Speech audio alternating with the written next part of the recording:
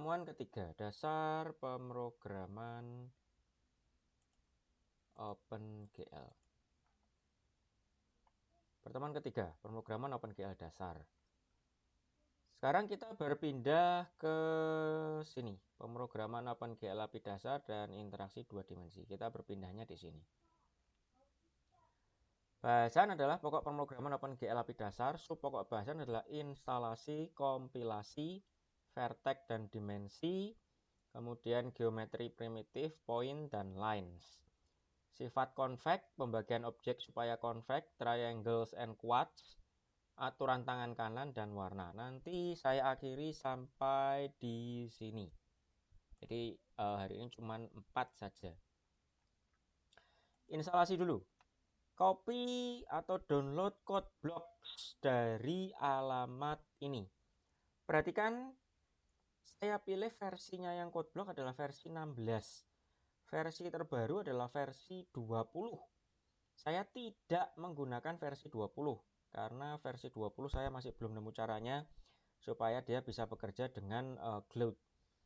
Tapi yang versi 16 ini bisa. Jadi pilih yang ini ya, versi 16, pilih yang ini, code blocks 16.01 ada min.gw. Ini compilernya, compiler-nya ada di min.gw. Jangan memilih yang tidak ada tulisannya min.gw. Oke, saya tunjukkan. Nih di sini dia akan buka alamatnya dari website SourceForge. Dia punya dua folder utama, sources sama binaries. Pilih yang binaries. Dari binaries ini dia akan menampilkan semua versinya code block. Sekali lagi jangan pilih yang versi 20 karena saya belum nemu caranya. Terus jangan pilih juga yang versi 17 karena versi 17 ini versi perantara.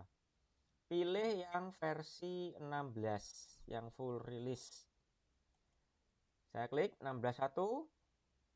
Dia akan muncul 3 pilihan folder. Pilih Windows sesuai dengan sistem operasi saya. Kalau mahasiswa pakai Linux ya pilihlah Linux. Berikutnya di dalam code blocks ini saya bilang tadi pilih yang ada min.gw-nya. Loh Pak, itu min.gw-nya ada beberapa Pak. Ada min.gw no setup, min.gw setup, min.gw fortran. Nah, pilih yang min.gw setup. Min.gw setup yang angkanya paling besar di sini 325 angkanya. Oke. Saya klik, dia download dulu. Oh, dia counting dulu. Setelah 0 dia download. Oke. Sampai sini ada pertanyaan kah? Tolong bertanya kalau ada problem ketika instalasi, karena saya lagi instalasi ini penting. Sekali instalasi ini nanti akan digunakan terus sepanjang 1 semester. Jadi kalau mahasiswa gagal menginstalasi, maka nanti susah sepanjang 1 semester. Oke, saya tunggu dulu. Ada pertanyaan kah?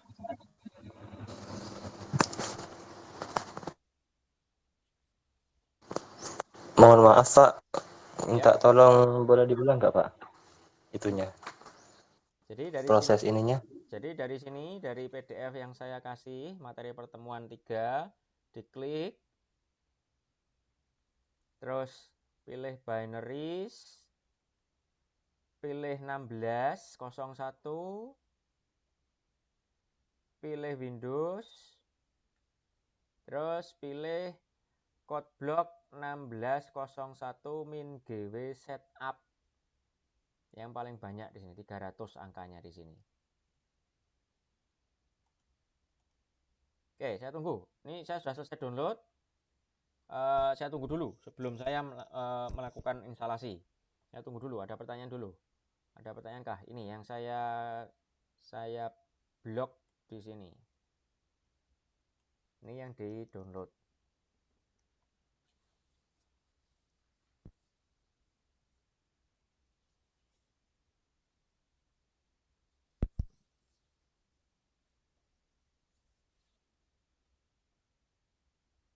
Ada pertanyaan? Sedapat mungkin kelompoknya ada paling tidak 1 orang menginstal, paling tidak. Yang ideal adalah semua anggota kelompok menginstal di laptopnya sendiri-sendiri. Itu kondisi idealnya. Kalau tidak memungkinkan setiap anggota kelompok menginstal, ya paling tidak satu orang dalam tiap kelompok menginstal. Terus by the way, saya belum lihat kelompok di kelas ini. Sebentar, saya cek lagi.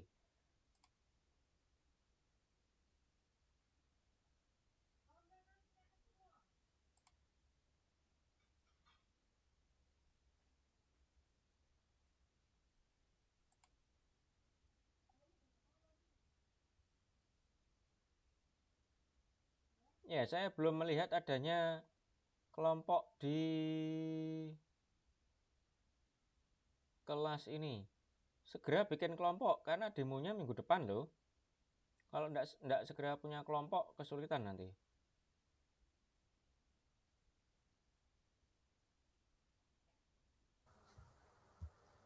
Mohon maaf Bapak, itu di Classroom sudah ada komentar. Sudah ada komentar.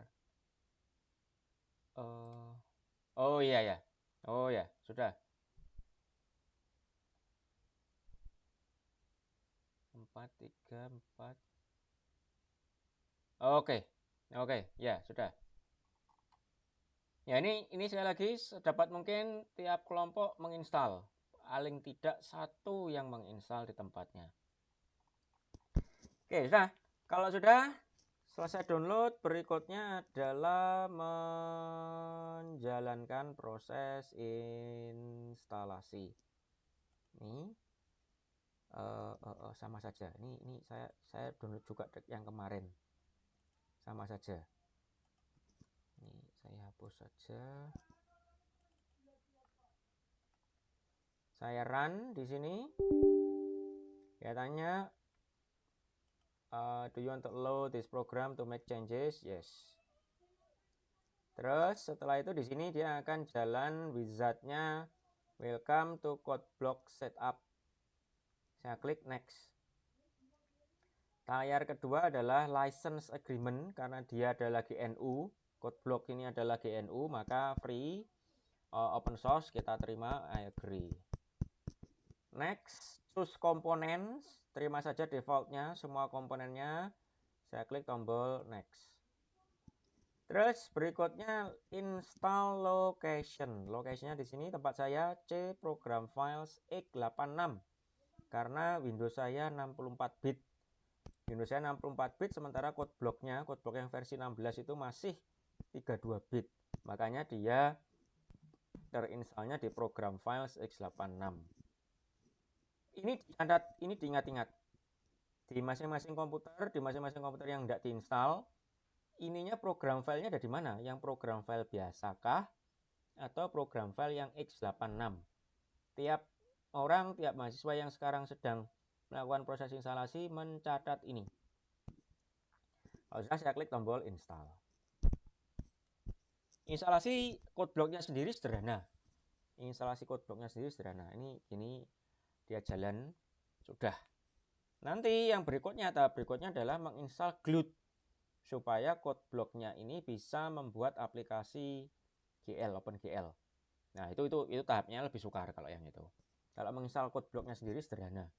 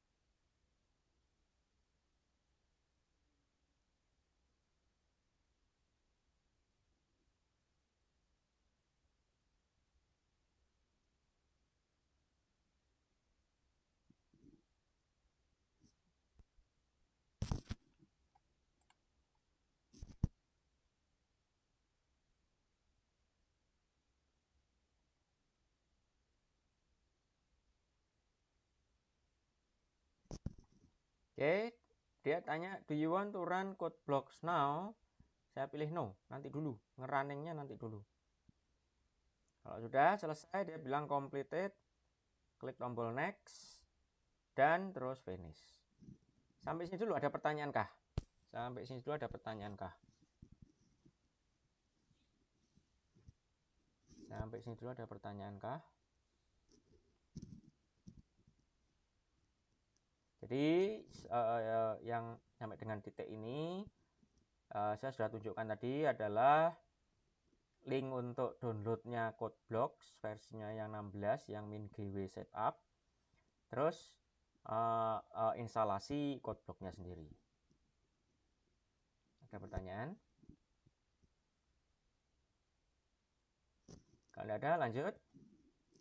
Nih pilihan tahap-tahapannya kan ya. Setelah pilih ini install CodeBlock. Sekarang masuk yang tahapan yang ini. Copy file yang namanya yang harus di copy dari sini. Caranya copy-nya gimana? Tinggal klik kanan, save link as bisa, atau di open setelah itu di download. Tempat saya sudah saya download di sini. Terus sudah saya ekstrak juga. Isinya begini, ekstraknya karena double, jadi bertumpuk. Isinya yang sebenarnya adalah yang ini. Dia ada file triangle cpp, C++ source file, ada file html, htm.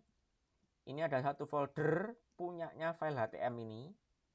Terus kemudian ada satu folder lagi, GLUT376. Ini adalah library-library yang diperlukan untuk mengcompile, membuat program GLUT. Oke, sampai sini ada pertanyaan dulu. Sampai sini ada pertanyaan dulu. Di-download dulu yang harus di-copy, setelah itu diekstrak. Di-download dulu yang harus di-copy, setelah itu diekstrak.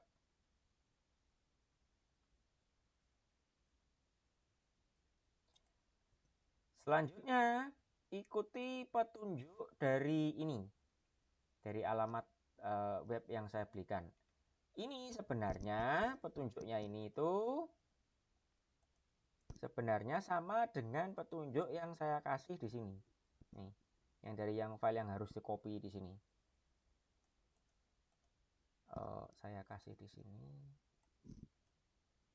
Nah, bedanya apa? Ada bedanya. Bedanya adalah yang punyanya yang di dalam folder yang harus di-copy itu saya lakukan modifikasi. Ada beberapa modifikasi pada bagian sini. Karena menurut saya ini tidak pas, yang aslinya itu tidak ada. Jadi langsung program files min.gw. Nah, ini tidak ada CodeBlocks-nya. Ini kurang benar. Yang betul ada alamat dari si CodeBlocks-nya. Oke. Nah, intinya silahkan. Jadi kalau mau menggunakan yang petunjuknya yang langsung dari web boleh, atau yang menggunakan file yang dari saya boleh juga. Nah, intinya di sini adalah gimana kita menginstal GLUT di CodeBlock. Oke, saya terangkan ini kan ya, dia using OpenGL and GLUT in CodeBlock. Pertama, download CodeBlock, setelah itu download GLUT bin file, ini sudah kita lakukan, yaitu yang di dalam folder yang harus di copy, yang ini, folder GLUT di sini sudah kita lakukan. Maka langkah berikutnya adalah ini. After you download and open the GLUT bin zip file, you will need to pertama copy GLUT32DLL ke C Windows System. Kalau kita masuk ke sini, ke GLUT di sini, ada beberapa file. Ada readme, ada glut32.dll, ada glut32.lib, ada glut.h, ada glut.dev. Tolong ditampilkan ekstensinya dari masing-masing file. Jadi kalau di tempatnya, di komputernya tidak bisa menampilkan ekstensi, dicari setting untuk bisa menampilkan ekstensi supaya tidak salah mengcopy. Karena namanya sama nih, GLUT32 sama GLUT32. Bedanya hanya di ekstensi. Nah, nanti supaya tidak salah copy, maka ditampilkan dulu ekstensinya. Oke, yang pertama, copy GLUT32DLL. Ini kan, GLUT32DLL. Saya copy. Dia minta di copy ke C Windows System. C Windows System. Nih, saya kopikan di sini. Saya sudah mengcopy kemarin ketika saya ngajar kelas satunya. Ini makanya ada langsung di sini. Tapi mahasiswa perlu ngopi di sini. C Windows System. Dilakukan dulu. Bertanyalah kalau ada yang tidak jelas. Perhatikan yang di-copy adalah GLUT32DLL. Jangan di-cut ya. Di-copy. Jangan di-cut, di-copy saja. Copy terus paste. Jangan cut terus paste.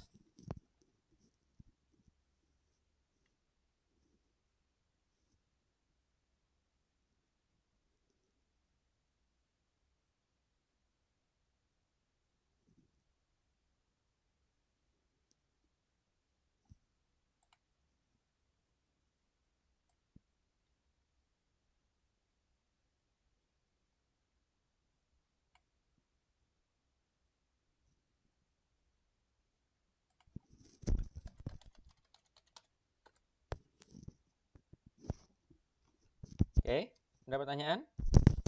Nah, selanjutnya bagi yang pakai Windows 64, selain di-copy ke C Windows System, copy juga ke C Windows System 32. Copy juga ke C Windows System 32.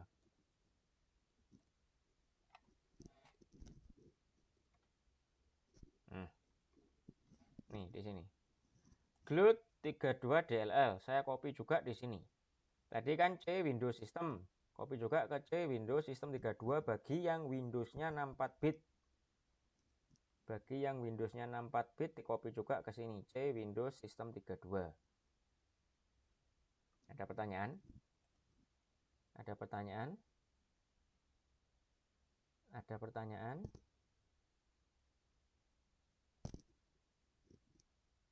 Oke, saya lanjutkan. Berikutnya copy GLUT32lib ke C program files -gw lib. Jadi di sini GLUT32lib, saya Ctrl C, saya copy. Setelah itu saya pindah ke C program files. Ingat tadi yang saya bilang dicatat program filenya tadi yang tempatnya si code block itu adalah yang x86. Setelah itu code block terus -gw terus lib. Nih. Mana nih? Ya, sebelum di copy saya copy. Ketika di copy dia akan tanya need provide administrator permission. Oke, continue. Nih. GLUT32.lib ada di sini. C program files x86 code block -gw lib. GLUT32.lib bukan GLUT32.dll, tapi GLUT32.lib. Oke. Berikutnya copy glut.h. Nih, glut.h, bukan glut yang .dev ya, tapi yang .h. Copy ke C program files C program files code block -gw include gl.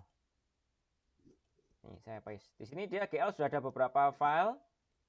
Saya paste lagi yang glut.h. Oke. Maka sampai dengan di sini selesailah proses mengcopy file glut. Ada pertanyaan sebelum saya lanjutkan? Ada pertanyaan? Bapak,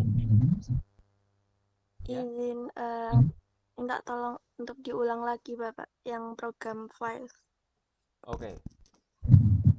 Jadi ini kan copy glut32lib ke C program files code blocks -gw lib yang glut32.lib. Maka di sini glut32.lib saya Ctrl C, saya copy. Setelah itu saya pindah program file code block min-gw lib. Nih di sini glut32lib. glut32.lib. Ini yang saya kopikan barusan. Ini sesuai dengan yang di sini. Terus copy glut.h ke C program file code block min-gw include gl. Ke C program file code block min-gw include terus gl. Nih di sini glut.h. Ada lagi pertanyaan?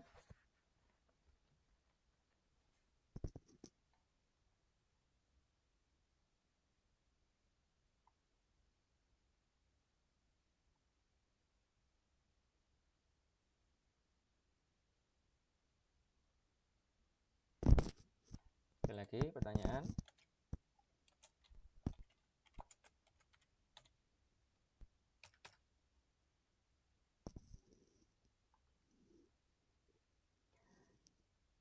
Ada lagi pertanyaan? Kalau sudah, terus mana tadi? Terus kalau sudah jalankan code blocknya. Biasanya kalau kita menginstal code block, dia menginstal icon di desktop. Nih, code block. Saya jalankan.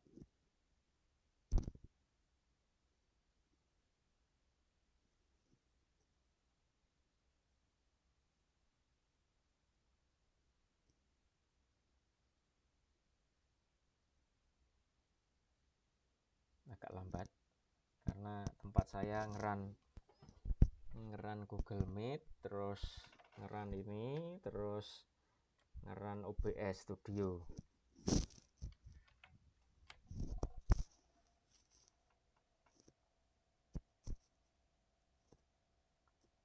Oke. Nah, nanti biasanya kalau yang pertama kali dijalankan, dia akan ada jendela tanya mana compilernya. Compilernya pilih yang paling atas ya. Pilih yang paling atas compilernya. Pilih yang detected kalau tidak salah GCC compiler kalau tidak salah tulisannya. Pilih yang itu. Nah, inilah tampilan dari code block. Sampai sini ada pertanyaan dulu. Sampai sini ada pertanyaan dulu. Sampai sini ada pertanyaan dulu. Oke, tidak ada. Saya lanjutkan. Menurut petunjuknya ini tadi, yes, ya silakan bertanya. Bapak, setelah saya masuk, maksudnya setelah milih compiler kan masuk Bapak, itu ada file association. Ya, file asosiasi itu adalah apakah CodeBlocks ini tidak digunakan sebagai aplikasi default untuk membuka file-file program C, C++. Nah, itu terserah mahasiswa. Itu terserah mahasiswa. Mahasiswa mau menggunakan CodeBlocks sebagai aplikasi default atau tidak. Kalau saya pilih no. Tapi terserah. Mahasiswa kalau mau menggunakan CodeBlocks sebagai aplikasi utama untuk mengedit itu silahkan. Jadi itu saya serahkan kembali ke mahasiswa. Ada lagi pertanyaan?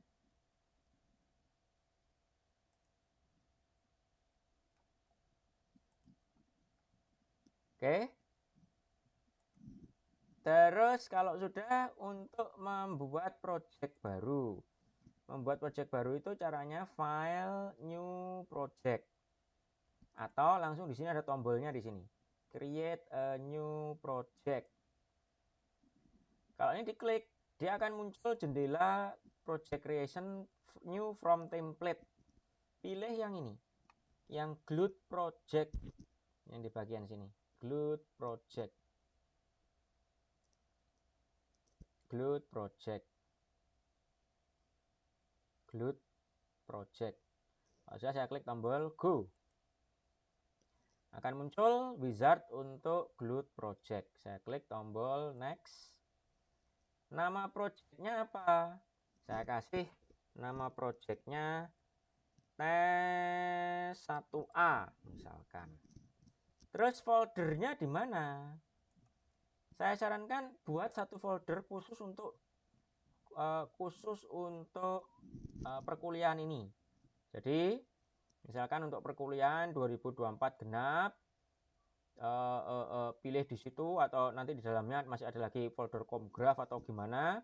Intinya jadikan satu semua project code block di satu folder yang sama supaya tidak tercerai-berai. Karena nanti sepanjang semester kita akan membuat banyak project. Makanya kumpulkan jadi satu folder saja. Di tempat saya kasih di tempatnya sini 2024 genap. Maka nanti munculnya begini. Project file name-nya adalah tes1A CBP, resulting file name-nya adalah alamat dari foldernya. Terus dikasih alamat folder baru tes1A, setelah itu tes1A CBP. Oke. Kalau sudah, klik tombol next. Berikutnya select GLUT location. Ini sudah terinstall begini tempat saya karena sebelumnya saya sudah menginstal. Kalau mahasiswa belum, maka tampilannya tidak seperti ini. Maka perlu diklik di sini. Cari folder min.gw dari CodeBlocks ini kan. C program files x86 CodeBlocks min.gw. Min.gw-nya yang dipilih. Nih, C program files x86 CodeBlocks min.gw. Min.gw-nya yang dipilih. Oke. Ada pertanyaan sampai sini? Saya teruskan, next. Compilernya pilih yang ini, GNU GCC compiler. Yang lainnya biarkan saja. Kalau dari awal dia sudah menampilkan GNU GCC compiler, biarkan. Nggak usah diubah-ubah, langsung klik finish. Dia akan beda tampilan. Yang tampilan depan utama akan kosong. Kemudian di bagian kiri ada tes1A, ada folder sources. Kalau saya expand ada main CPP. Kalau saya double klik ada programnya sudah. Ini program bawaannya CodeBlock untuk testing aplikasi GLUT. Sampai sini dulu ada pertanyaan sebelum saya masuk ke materi kompilasi. Mengcompile programnya seperti apa? Ada pertanyaan kah? Ada pertanyaan kah?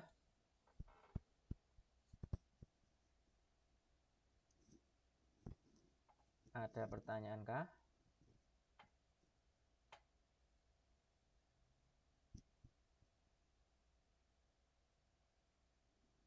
Ada pertanyaan kah? Belum ada kayaknya, Pak. Oke. Nah, ini kalau menurut petunjuknya yang di sini kita ngikuti kan, ini file new project, GLUT project, terus kemudian klik go. Ini ada keterangannya, sama persis dengan apa yang saya bilang barusan. Masukkan project name, alamat, terus kemudian GLUT location-nya di min.gw-nya, GNU GCC compiler. Kalau sudah finish. Nah, sampai di sini dia bilang untuk ngerunning ini, untuk mengcompile ini, maka harus kita kasih tambahan ini. Include Windows.h selalu. Tiap kali nanti kita membuat sebuah project baru di CodeBlock, langkah-langkahnya tadi pilih GLUT dan lain sebagainya, selalu di pertama kali setelah project tampilan programnya kelihatan, maka yang pertama kali harus dikasih include Windows.h. Ini yang pertama kali. Jadi di atas sendiri ini kan ada komentar, dikasih ini include Windows. Ya, ini saya copy paste dari webnya tadi. Tulisannya pagar, setelah itu include kurung siku Windows dot h, bukan kurung siku, kurung apa ini namanya, kurung segitiga, kurung segitiga tutup. Oke, sampai sini dulu ada pertanyaan. Jadi setiap mahasiswa tiap kali bikin project harus ngisi ini. Yang tadi yang ngopi macam-macam ini enggak usah. Yang ngopi di sini ngopi GLUT 32 lib, GLUT 2 ini sudah sekali saja. Cukup selesai sekali dilakukan selesai. kecuali kalau komputernya diformat ulang. Nah, itu baru dilakukan lagi. Tapi kalau tidak diformat ulang, tidak ada masalah ya ini tidak usah dilakukan lagi, sekali saja. Yang perlu dilakukan tiap kali bikin project adalah menuliskan include windows.h tiap kali bikin project baru. Oke, kalau sudah, cara ngompilnya pilih yang ini. Pilih yang ada tanda segitiga hijau, tanda tombol play, yang digabung dengan gerigi mesin. Namanya adalah build and run. Saya klik. Nah, munculnya akan begini. Ini penanda bahwa GLUT, sistem CodeBlock GLUT kita terinstall dengan sukses. Muncul aplikasi semacam ini. Ada pertanyaan dulu.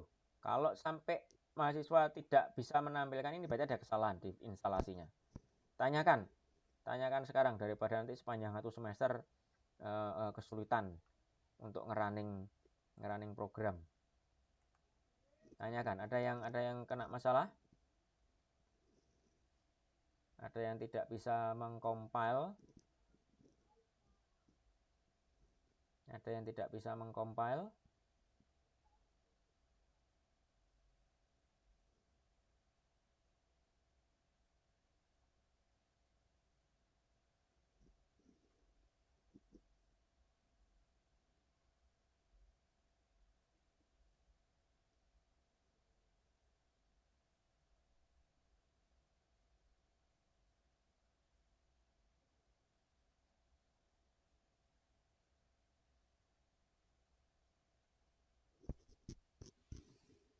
Oke, kalau tidak ada, semuanya bisa mengcompile. Tanyakan. Kemarin ada beberapa yang bertanya, Pak, tempat saya kok tidak ada folder GL, Pak, sehingga saya mau mengcopy GLUT.h tidak bisa. Itu karena dia salah download. Yang di-download CodeBlock-nya yang versi 20, bukan yang versi 16. Terus ada, loh Pak, ini saya run tidak bisa, Pak. Ternyata belum dikasih include windows.h. Terus apa lagi kemarin? Saya lupa. Tapi ada beberapa permasalahan ketika menjalankan, mengcompile programnya tidak bisa. Tanyakan dulu kalau memang benar ada yang bermasalah.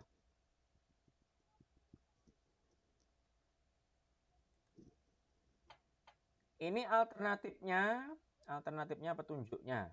Jadi ini yang saya gunakan. Alternatifnya di sini ini buatan orang lain, tapi kurang lebih isinya sama lah. Petunjuknya langkah demi langkahnya sama. Oke, sudahkah? Ada pertanyaan kah? Bisa saya lanjutkan? Kalau bisa saya lanjutkan, saya pindah ke sini, ke triangle CPP.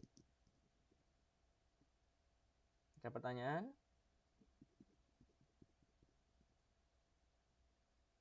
Ada pertanyaan? Oke, saya lanjutkan karena tidak ada pertanyaan. Nah, ceritanya ini kan contoh program bawaannya CodeBlock. Ini itu sudah kompleks, sudah termasuk kompleks contoh programnya. Bisa dilihat dia sampai punya 177 baris program ini. Jadi cukup panjang dan ini cukup kompleks. Saya kalau ngajari pemula, saya tidak ngajari dari sini karena ini sudah terlalu kompleks. Yang saya gunakan adalah program triangle CPP dari file yang harus di-copy. Ini kan, yang harus di-copy di sini. Di dalamnya ada file CPP. Yang namanya triangle.cpp. Nah, ini tolong dibuka. Dibukanya terserah di Notepad boleh, di intinya aplikasi yang aplikasi yang bisa membuka file teks. Nih, saya klik edit on Notepad. Ini kan? Ini saya select all, Ctrl A, terus Ctrl C, saya copy. Saya balik ke CodeBlock-nya. Program bawaannya CodeBlock ini saya pilih semua, Ctrl A, saya del. Bersih, habis. Terus saya paste isinya program triangle.cpp. Nih. Ini program triangle.cpp panjangnya 42 baris. Ini pun akan saya bahas, ini enggak cukup 1 kali pertemuan, 2 kali pertemuan, mungkin bisa 3 kali pertemuan baru selesai ini nanti. Nah, sampai sini kalau saya run sekarang, tampilannya akan berbeda karena programnya sudah berbeda. Nih, tampilannya sekarang ada 3 titik membentuk segitiga. Ini titik pertama, titik kedua, titik ketiga. Lebih tepatnya sih ini titik pertama, kedua, ketiga. Coba sekarang diedit dulu tempatnya, tampilkan ini segitiganya di tempatnya masing-masing. Kalau ada pertanyaan silakan bertanya. Intinya yang tadi aplikasi bawaannya CodeBlocks dihapus, diganti yang ini, segitiga 3 titik.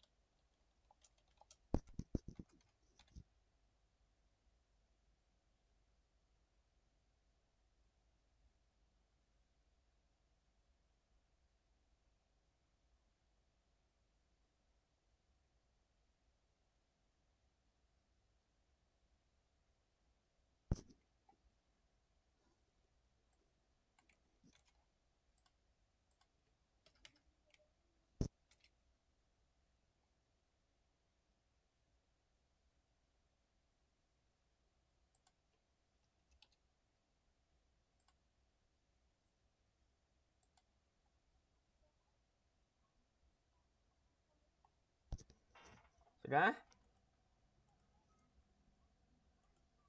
Ada pertanyaan?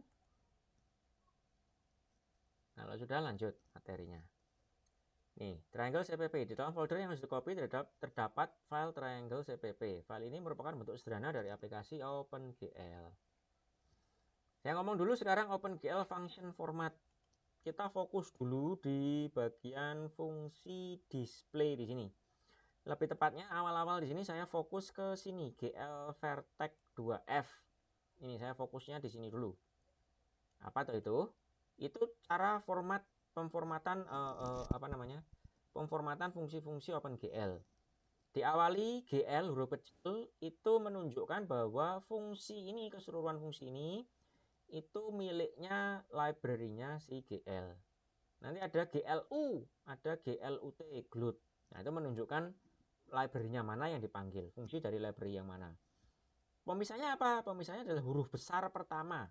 Huruf besarnya di sini kan, V-nya besar. Maka yang sebelum huruf besar itu adalah satu keseluruhan. Terus kemudian vertex itu adalah function name-nya, nama fungsinya. 2 ini adalah dimensinya. 2 ini bisa berarti 2 dimensi, ada sumbu X sama sumbu Y. Kadang ada 3 nanti, GL Vertex 3F itu artinya ada 3 dimensi, sumbu X, sumbu Y, dan sumbu Z. Sama seperti yang di Blender. Blender itu kan ada sumbu X, Y, dan Z. Nah, untuk yang awal di sini, yang sederhana dulu pakai 2 dimensi, makanya di sininya angkanya 2. Terus kemudian dia ada angka F. F ini singkatan dari float, tipe data float. Artinya parameter X dan parameter Y di sini itu bisa kita beri nilai float atau bilangan pecahan. Itu artinya cara bacanya. Kalau kita lihat di sini, ini ada GL clear. Berarti ini GL adalah dari library GL, fungsinya adalah clear. GL point size, GR adalah dari library GL, point size fungsinya. Nanti di bawah ada macam-macam di sini. Ada glue ortho 2D, ini berarti dari library glue. Yang di sini ada glued init, berarti dari library glued. Ada glued create window, berarti ini dari library glued juga. Itu cara membaca format dari fungsi-fungsi OpenGL. Terus untuk membuat segitiga tadi itu mulainya dari sini. Kita mulai dulu dengan GL begin ditutup dengan GL end. Itu formatnya begitu. GL begin, terus objeknya apa yang hendak kita buat. Kalau di sini contohnya adalah GL points, maka nanti kita akan buat titik. Kita akan buat titik di layar. Loh, apa bedanya Pak GL point di sini dengan GL vertex? Vertex itu sebenarnya juga titik, tapi lebih tepatnya vertex itu adalah lokasinya. Lokasinya vertex di mana? Ini tipe gambarnya apa? Tipe gambarnya adalah GL points. Selalu ditutup ya, GL begin itu selalu ada tutupnya GL end. Jadi kalau GL beginnya ada 5 tapi GL-nya cuma 3, itu berarti ada yang salah. Nah, ini GL vertex 2F minus 1, minus 1 itu menunjukkan lokasinya. Nih saya tunjukkan, saya run lagi. Ini kan ya. Dia GL begin di sini yang pertama GL vertex minus 1, minus 1. Jadi ceritanya tampilan layar kita ini adalah ada sumbu X di sini dan ada sumbu Y di sini. Sumbu koordinatnya ada di tengah-tengah persis sumbu koordinatnya. Nah, kalau di sini kita suruh menggambar titik di poin minus 1, minus 1, maka dia bergeser dulu minus 1X di sini, terus minus 1Y di sini. Maka dia akan gambar titik pertama di sini, vertex 2F yang pertama. Terus baris kedua, GL vertex 2F 1, minus 1 itu dari titik sumbu koordinat ke kanan 1 ke bawah minus 1. Ini titik kedua yang digambar. Perintah berikutnya GL vertex 0,1 jadi 0, kanan kirinya tidak kemana-mana, dia ke atas 1, digambar titik ketiga. Setelah itu GLN, kalau GLN sudah selesai berarti dia sudah tidak gambar apa-apa lagi. Sampai sini ada pertanyaan? Sampai sini ada pertanyaan dulu. Sampai sini ada pertanyaan? Ya silahkan. Untuk format di GL vertexnya Pak, apa bisa diubah menjadi integer saja atau hanya berlaku untuk float saja Pak? Bisa. Kalau mau diubah jadi integer maka pakai perintah GL vertex 2i. I integer, i-nya i kecil. GL vertex 2i integer, i kecil. Tapi nanti kalau pakai integer semuanya akan jadi bilangan bulat, tidak ada pecahan nanti. 1 minus 1 minus 1 1 minus 1 0 1. Oke. Kenapa Pak kok tidak dikasih i dulu Pak? Ya karena sebentar lagi ada modifikasi yang akan dilakukan. Ada lagi pertanyaan? Oke, lanjut latihan. Ini yang barusan saya bilang. Sekarang silakan modifikasi programnya dari 3 titik menjadi 9 titik seperti ini. Saya sarankan membuatnya ini yang pertama, ini yang kedua, ini yang ketiga, ini yang keempat, ini kelima, keenam, ketujuh, ke-8, ke-9. Silakan dicoba dulu mahasiswa. Nanti saya tunjukkan cara bikinnya, tapi mahasiswa saya kasih kesempatan untuk membuat sendiri dulu.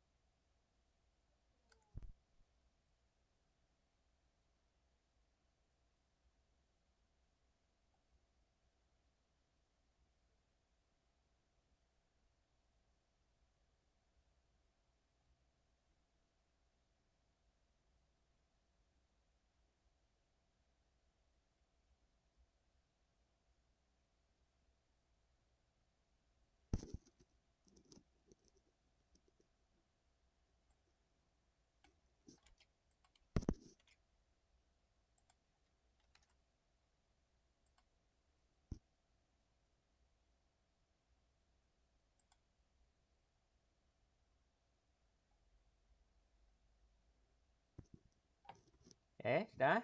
Saya tunjukkan sekarang.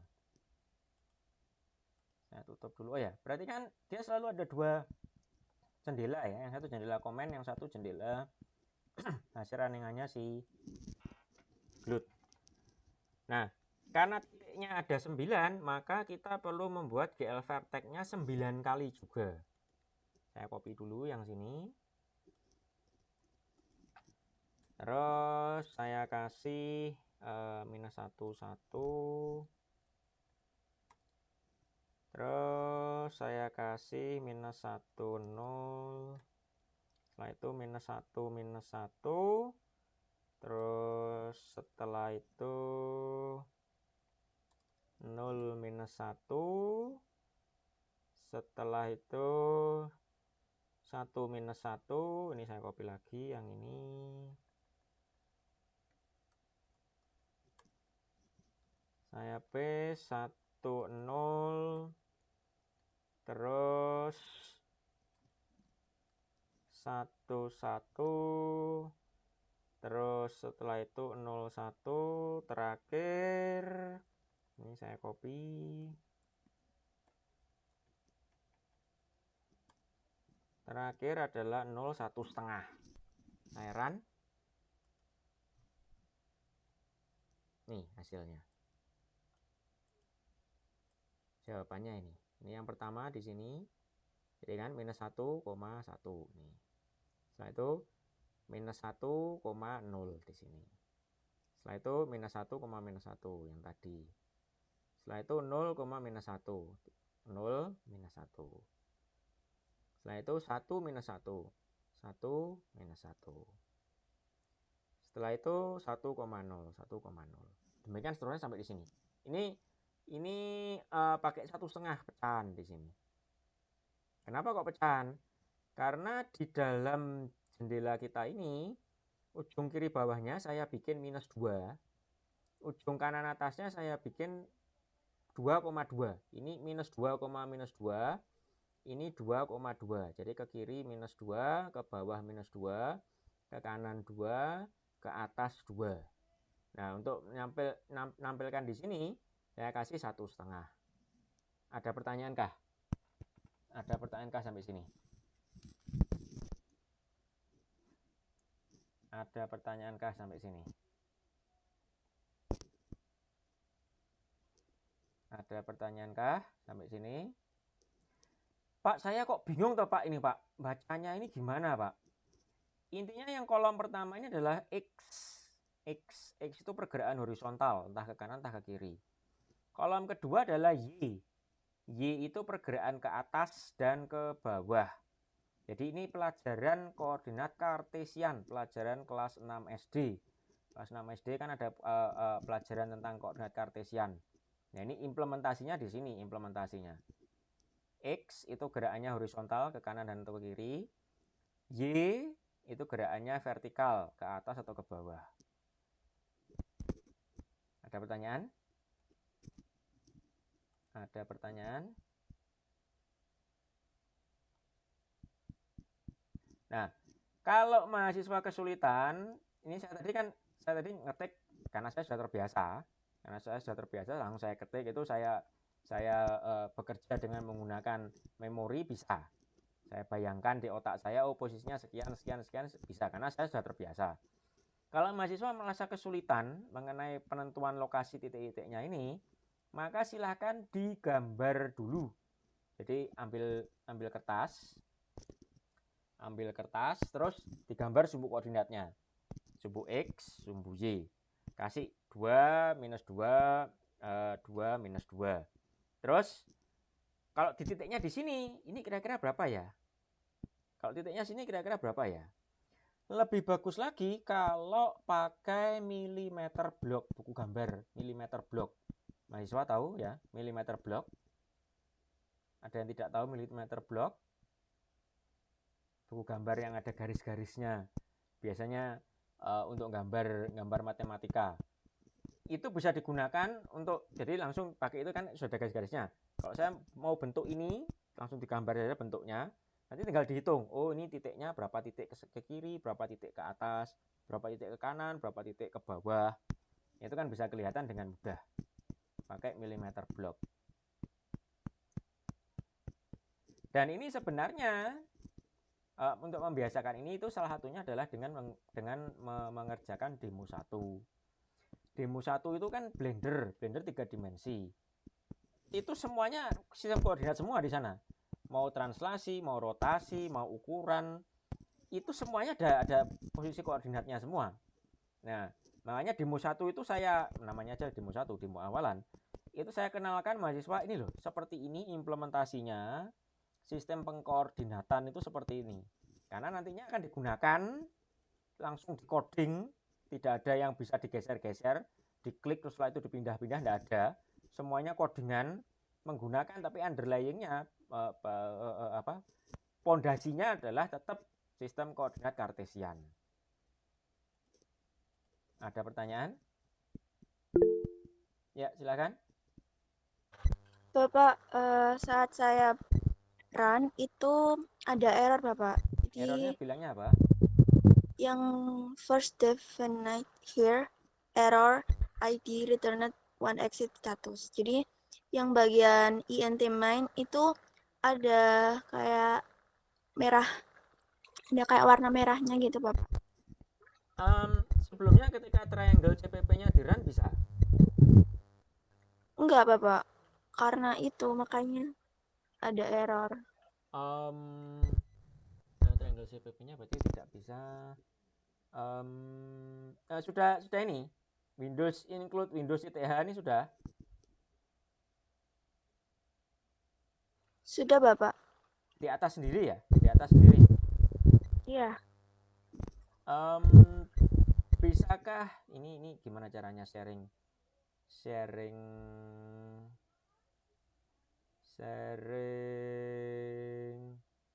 Oke, let everyone share the screen. Bisakah kamu sharing screenmu?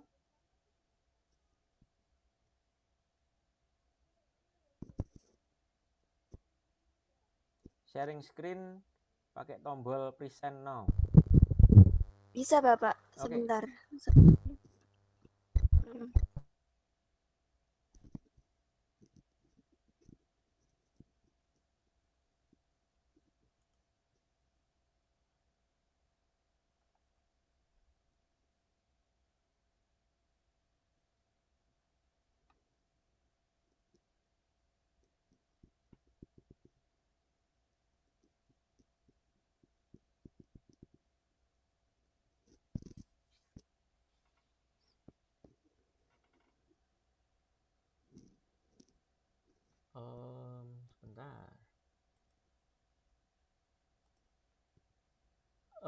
First define here error LD return. Oke, sebentar. Build fail, 3 errors.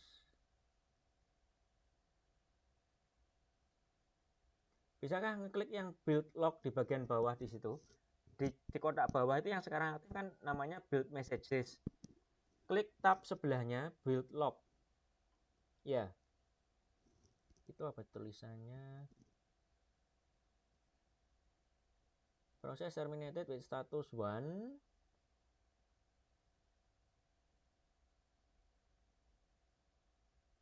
LD return 1 exit.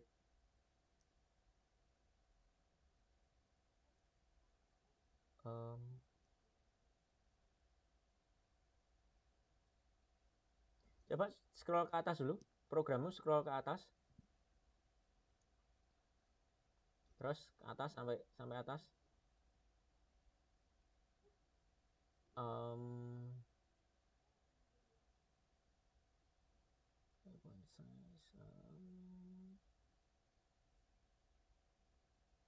Sebentar.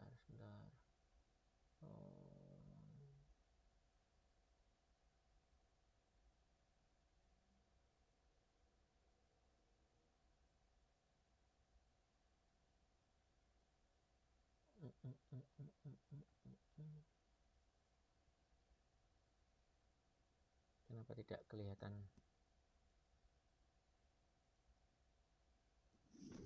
sebentar.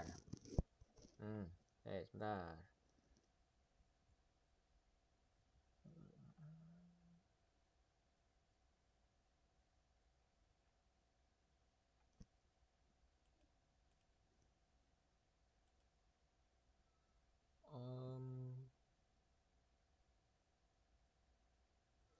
Coba yang saya tidak melihat satu penyebab utama. Coba ditutup, close project, setelah itu bikin project baru. Itu mungkin bisa menolong. Saya tunjukkan sekarang, ditutup sharingnya, saya tunjukkan cara meng-close project.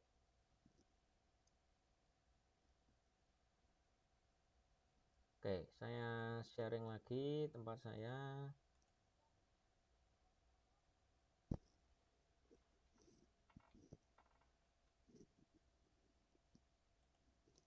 Oke, kalau kita hendak menutup project, caranya adalah file close all project. Setelah itu coba bikin lagi create new project. Project yang barusan kita buat muncul di sini. Resend project. Nah, kalau tadi yang bermasalah silahkan coba bikin project baru. Satu di copy lagi triangle-nya. Oke, ada lagi pertanyaan sampai sini? Kalau masih tadi bikin project tadi masih belum bisa compile, maka dugaan saya selanjutnya adalah proses ngopinya ada yang salah. Ngopi entah DLL-nya kebalik dengan lib, atau ada yang kurang. Tadi harusnya Windows-nya ada 2, Windows System sama Windows System 32. Diulang saja ngopi filenya dari yang harus di-copy. Oke, ada lagi pertanyaan sampai sini?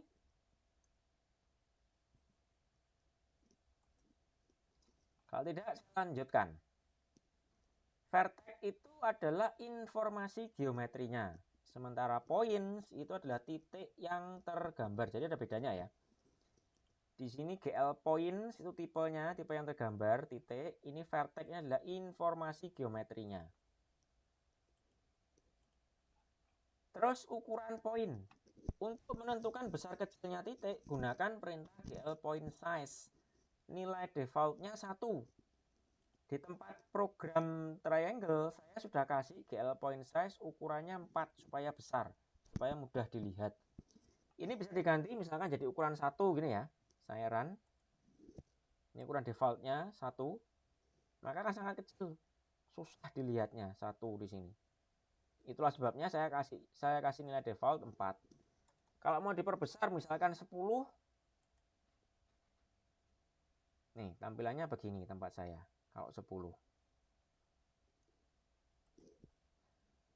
Itu masalah ukuran poin. Berikutnya ngomong sekarang kalau bikin garis, Pak. Gimana, Pak, bikin garis? Selain membuat titik, OpenGL juga memiliki kemampuan untuk membuat garis. Ganti GL points di program sebelumnya menjadi GL line strip. Saya copy ini. Di bagian sini GL begin-nya, GL point, saya del. Saya ganti dengan GL line strip. Saya run. Hasilnya akan begini. Dia akan menggambar dari titik vertex pertama, ini vertex pertama yang di sini, ke vertex kedua, vertex ketiga, vertex keempat, 5, 6, 7, 8, 9. Kalau mahasiswa tadi tidak urut penempatan vertexnya tidak urut seperti ini, maka nanti garisnya akan loncat-loncat. Akan ke sana, ke sini, ke sana, ke sini. Itu makanya urutan vertex ini penting juga. Urutan vertex ini, terutama ini kalau mau menggambar yang nggak ada garisnya. Ada pertanyaan dulu sampai sini? Ada pertanyaan dulu sampai sini?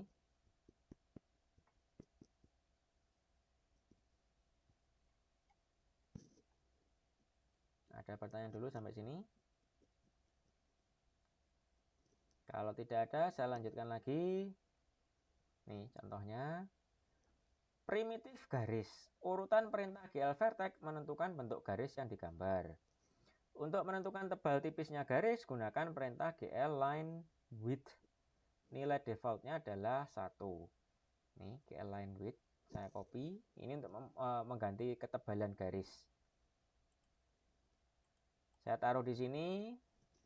GL line width saya ganti jadi katakanlah 5. Saya kasih titik koma. Saya run. Sekarang garisnya lebih tebal. Karena ada perintah GL line width. GL line width 5 di sini. Saya letakkan sebelum perintah GL begin. Sebelum perintah GL begin. Ada pertanyaan? Ada pertanyaan?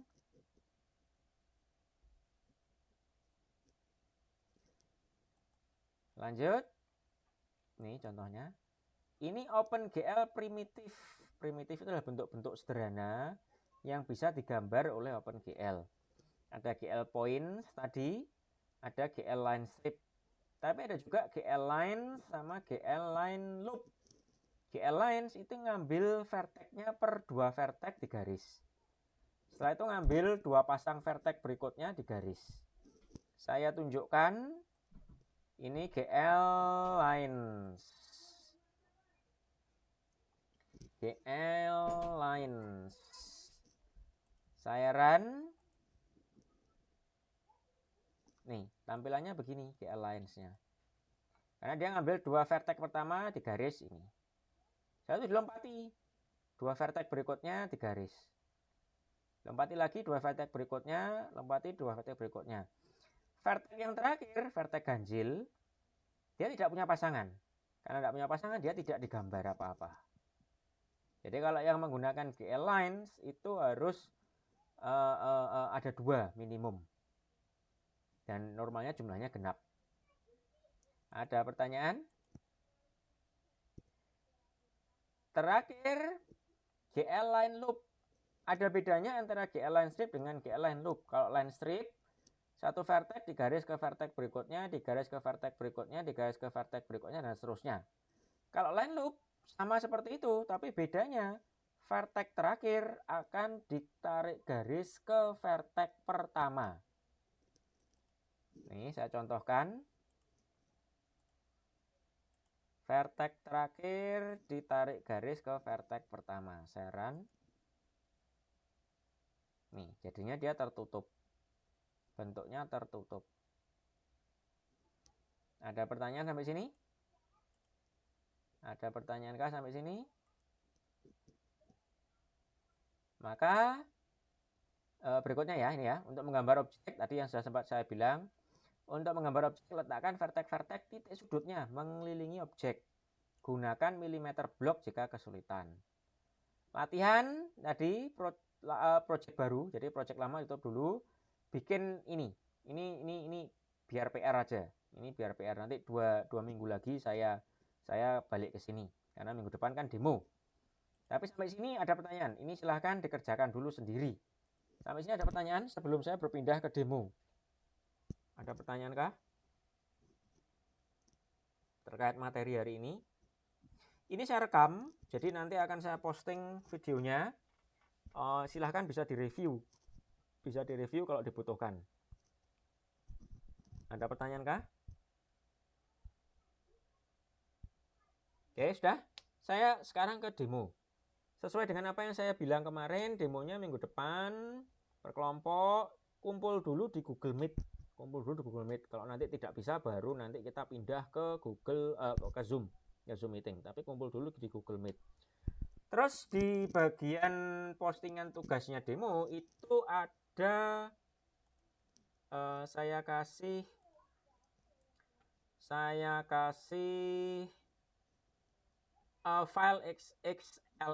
Excel file. Ini rubrik penilaian. Jadi nanti mahasiswa ketika maju demo ngisi dulu nilainya. Video saya bisa enggak menampilkan semua objek dalam bentuk 3 dimensi? Kalau bisa, tulis di sini 20. Kalau enggak bisa, kasih 0. Berikutnya, semua objek diatur warnanya dengan 4 warna berbeda. Bisa enggak? Kalau bisa taruh 10, kalau nggak bisa taruh 0. Berikutnya ada satu sumber cahaya spot, satu sumber cahaya poin, 5 poin. Ada enggak? Kalau adanya cuma setengah, kasih 2,5. Cuman separuh. Ini kan ada 2 saya mintanya. Kalau misalnya cuma 1 ya kasihnya 2,5. Jadi nanti ketika maju demo, mahasiswa nunjukkan ini. Saya cek setelah itu dari filenya, file video sama file blendernya. Saya cek betul atau tidak. Maka sebenarnya ketika sebelum mahasiswa maju demo, mahasiswa sudah tahu kira-kira saya dapat berapa ya. Saya bakal dapat berapa ya demonya ini. Itu harusnya sudah bisa dikira-kira karena rubriknya dari sini rubriknya. Saya tidak akan keluar memberikan penilaian di luar ini, tidak. Penilaiannya ya ini. Jadi mahasiswa sudah bisa ngira-ngira sendiri nilainya berapa. Jadi nanti yang dikumpulkan ada 3 file ya. File pertama adalah filenya dari si AVI,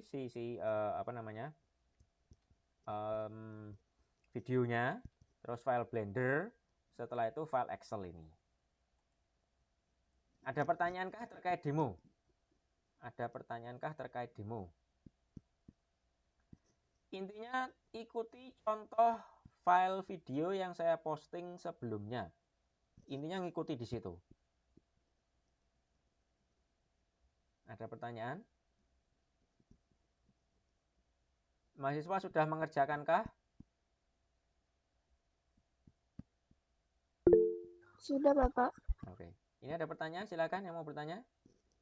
Oh, izin bertanya, Bapak. Ya.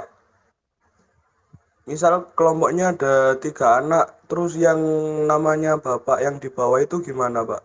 Ambil salah satu, jadi kan ada 3 gini kan. 1, 2, 3. Yang bawah ini ngambil keseluruhan NIM dari salah satunya, entah boleh yang sini, boleh yang tengah, boleh yang kanan. Intinya NIM komplitnya ditaruh yang di bawah. Salah satunya aja. Silahkan dipilih sendiri. Oke, ada pertanyaan? Terima kasih, Pak. Ada pertanyaan lagi? Kalau 2, Pak, kalau mahasiswanya cuma 2 satu kelompok, ya ini kanan dan kiri, ini berarti ada yang double. Jadi yang 3 di atas itu ada yang double. Entah sini dengan sini double, entah sini dengan sini double. Yang bawah sini salah satunya salah satu dari 2 itu NIM komplitnya. Ada lagi pertanyaan? Ada lagi pertanyaan? Bapak mau bertanya. Ya. Kan semisal Bapak untuk NIM yang sedikit kayak 064. Nah, itu untuk poin ke-6 kalau nggak salah. Itu ada buat biar sumbu apa namanya tuh ya? X. Ya. Ya, yang maju. Nah, kalau 0 itu kan berarti tidak bergerak sama sekali, Bapak. Betul. Jadi kalau ada NRP-nya, NIM-nya, ada digitnya yang 0, maka dia tidak bergerak pada sumbu tersebut. Misalkan 100, nah itu beruntung berarti. Jadi tidak perlu susah-susah. Ada 2 sumbu yang dia tidak bergerak. Oke.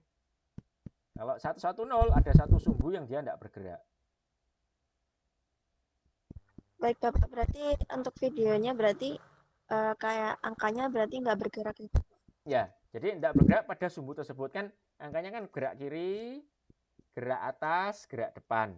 Nah, kalau misalkan 064, gerak kirinya tidak ada gerak kirinya. Jadi dia langsung gerak atas, terus gerak ke depan. Oke. Kalau 100 dia gerak kiri, sudah selesai. Dia tidak gerak ke atas, dia tidak gerak ke depan. Ada lagi pertanyaan? Loh Pak, kok enak Pak gitu Pak? Ya itu nasib. Nasibnya dapat NRP yang begitu. Ada lagi pertanyaan? Saya izin bertanya, Pak. Ya. Untuk yang itu yang bergerak ke sumbu Z itu yang ke depan, itu kan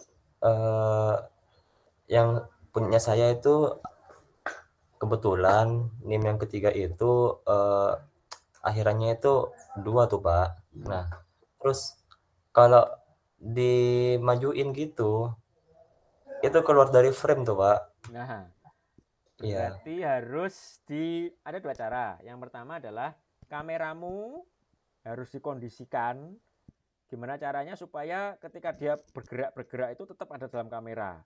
Salah satu caranya adalah dari awal itu kameranya agak mundur. Jadi posisi kameranya di sini ya. Posisi objeknya itu jauh sudah. Nanti dia mau gerak-gerak apa-apa itu tetap ada dalam situ. Atau posisi kameranya awalnya dekat, tapi ketika dia gerak mundur, karena ada gerak mundurnya jauh. Setelah mundurnya jauh, nanti dia gerak-gerak di sini tetap ada dalam kamera. Itu caranya. Ada lagi pertanyaan? Oh ya, satu lagi. Cara yang berikutnya adalah faktor pengali. Di sana saya sebut ada faktor pengali. Jadi misalkan NIM-nya misalkan 1, 2, 3 gitu ya.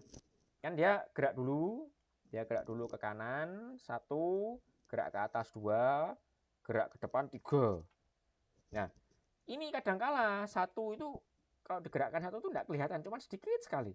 Ini gerak atau tidak itu tidak kelihatan. Maka kalau seperti ini kalikan dengan faktor tertentu. Misalkan kalikan dengan angka 10 supaya dia geraknya kelihatan. 10. Maka nanti kalau ini sudah sekali 10, gerakan berikutnya yang angka 2 harus sekali 10 juga, harus 20. Terus gerakan berikutnya yang 3 itu harus sekali 10 lagi jugaan, jadi 30. Nah, itu harus diatur. Kalau ternyata 30 keluar, maka faktor pengali 10 itu terlalu besar, bisa dikurangi, misalkan dikali dengan 5. Jadi 1 kali 5 untuk gerakan ke kanan, terus 2 kali 5 untuk gerakan ke atas, 3 kali 5 untuk gerakan ke depan. Kalau masih terlalu besar dikurangi lagi dikali 3 misalkan. Intinya harus kelihatan bergerak tetapi tidak boleh keluar. Oke. Berarti itu angka tertentu itu terserah saya gitu ya Pak, Betul. mau berapa gitu. Betul, terserah kelompoknya masing-masing. Tiap Yang kelompok penting, bisa punya angka yang berbeda. oh ya, yang penting tetap ada di dalam frame gitu ya Pak. Iya. Oh, oke. Baik, makasih Pak. Nah, ada lagi pertanyaan? Bapak izin mau tanya lagi Bapak. Ya. Untuk bagian 4 itu kan sebesar angka terakhir NIM ketiga. Tapi untuk yang bagian ke-6 itu sebesar angka ketiga dari akhir NIM ketiga itu maksudnya gimana, Pak? Bentar, saya cek lagi. Bagian keempat, angka terakhir NIM ketiga. Oh, itu harusnya angka pertama berarti. Ya, salah itu berarti. Harus diedit. Sebentar, saya edit. Sebesar angka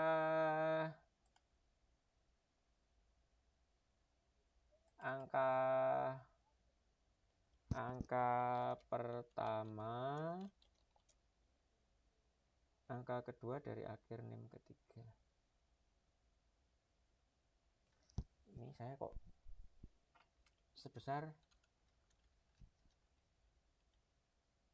angka terakhir. Bentar. Angka terakhir dari NIM. Terus angka kedua dari akhir NIM. Terus angka ketiga dari akhir.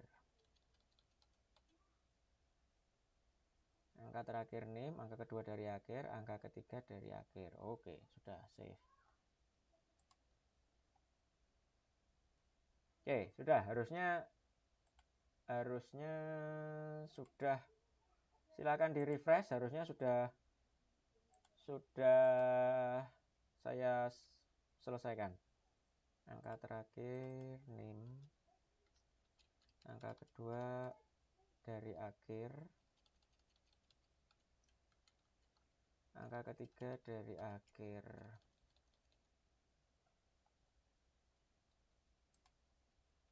Oke, sudah. Harusnya sudah saya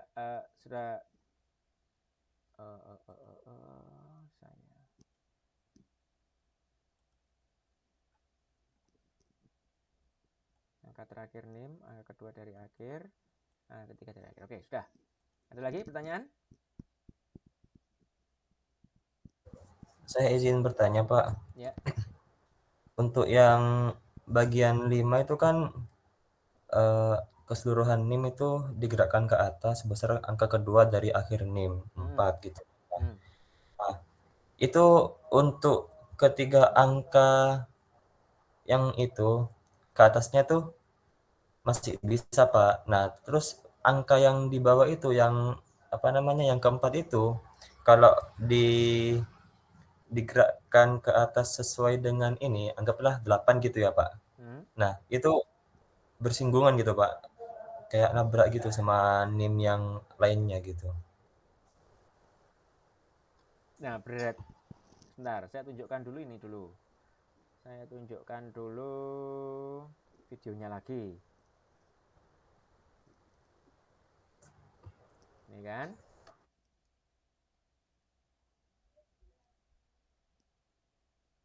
Nah, mundurnya berarti atur mundur yang jauh. Terus kasih beda jaraknya ini, jarak antar 1, 2, 3 sama 4 yang bawah. Kasih beda yang space, ruang yang cukup. Ini gerak ke kanan, gerak ke atas. Ini gerak ke atas yang ini aja, yang bawah ini tidak bergerak. Yang bergerak hanya yang 3 yang di atas, yang 1 di bawah tidak bergerak. Nah, yang kamu bilang bahwa ketika bergerak ke atas bertabrakan itu yang mana yang bertabrakan?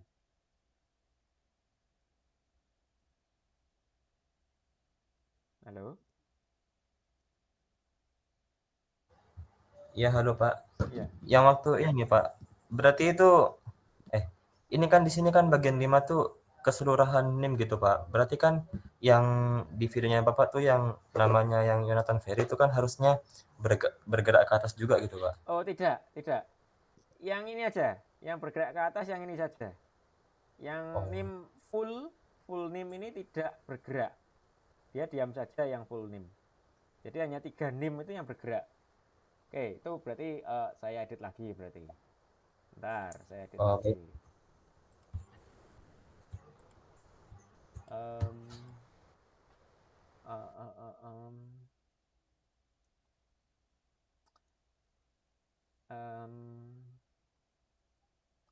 Tiga angka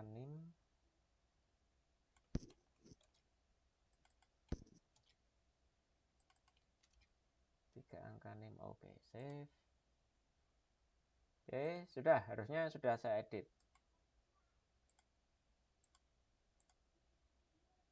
Ini. Oke, ada lagi pertanyaan?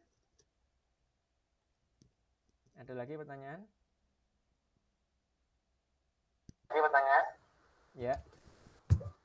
Mohon maaf Bapak, ingin bertanya tentang resolusi itu gimana ya Bapak? Soalnya kan waktu resolusi saya tulis itu 320 x 240 pixel. Itu karena saya mengakomodir kemampuan komputer mahasiswa kalau tidak punya komputer yang mumpuni, sehingga supaya rendernya cepat, itu maksud saya. Jadi ukurannya tidak usah besar, kecil, asal sudah cukup kelihatan, itu sudah cukup. Tapi kalau dirasa sama mahasiswa terlalu kecil, Pak, komputer saya sakti, komputer saya canggih, saya bisa ngerender Full HD dalam 1 detik, ya tidak apa-apa. Mau agak besar silahkan. Cuman yang saya sarankan adalah tidak perlu bagus-bagus, tidak perlu besar-besar. Yang penting proses pergerakannya itu jalan semua, sudah selesai. Makanya itu saya kasih minimumnya 320 240. Jangan besar-besar pun juga percuma, nunggunya lama, nilainya sama saja. Tuh. Itu terkait ukuran movie yang 320 x 240 pixel. Kalau terkait durasi movie itu minimum 5 detik, maksimum 15 detik, supaya jangan lama-lama jugaan. Ngerendernya nggak usah lama-lama ngerendernya nanti.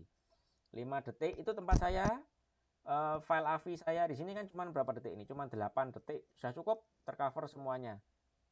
Sudah tercover semuanya 8 detik. 15 detik apalagi? Ada lagi pertanyaan? Bapak, tapi kalau semisal resolusinya segitu tuh hasil videonya tuh jadi buram, Bapak. Ya, silahkan diperbesar berarti. Silahkan diperbesar.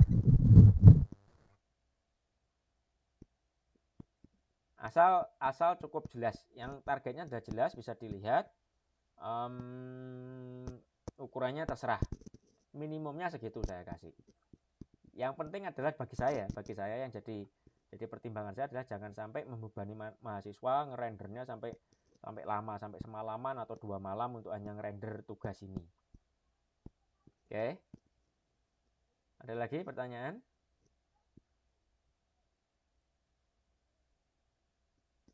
Ada lagi pertanyaan? Sudah? Kalau sudah, saya akhiri materi hari ini. Minggu depan demo, kumpul dulu di Google Meet. Mungkin nanti akan seperti tadi mungkin. Mahasiswa menampilkan pekerjaannya per kelompok. Terus jangan lupa absen. Ini kan sudah minggu ke berapa ini? Minggu ketiga sudah. Minggu ketiga absen lah. Oke, sudah. Kalau sudah, saya akhiri sampai segini. Mahasiswa silahkan log off dari Google Meet.